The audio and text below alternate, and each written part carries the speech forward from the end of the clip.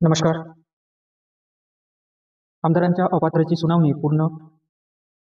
अध्यक्षाकडे 20 दिवस. सर्वोच्च न्यायालयाच्या आदेशानुसार विधानसभा अध्यक्ष राहुल नार्वेकर यांच्यासमोरील आमदार अपात्रतेची सुनावणी 3 महिन्यानंतर बुधवारी पूर्ण झाली.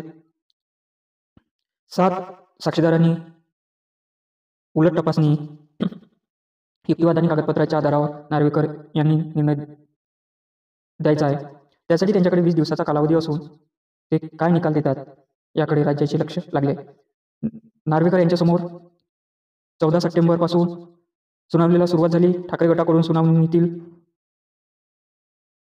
वेळकाढूपणाबाबत दाखल याचिकेवर सर्वोच्च न्यायालयाने अध्यक्षांना 31 डिसेंबरपर्यंत सुनावणी पूर्ण करण्याचा अल्टिमेटम दिला.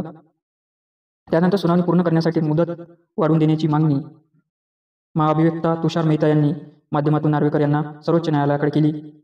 त्यानुसार 10 जानेवारीपर्यंत वेळ वाढवून देण्यात आला. सुनावणी दोन्ही बाजूच्या वकिलाकडून जोरदार युक्तिवाद करण्यात आला.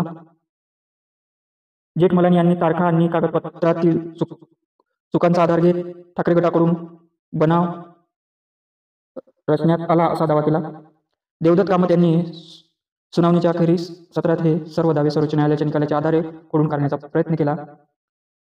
ठाकरे गटाचा व्हीप आणि एकनाथ शिंदे यांनी गटनेतेपदावरून हटवण्यासाठी झालेल्या बैठकीत हा सर्व बनाव असून उद्धव ठाकरे यांचे पक्षप्रमुखापदी शिवसेनेच्या घटनेनुसार नसल्याची युक्तिवाद शिंदे गटाचे वकील महेश जेठमलानी यांनी केला.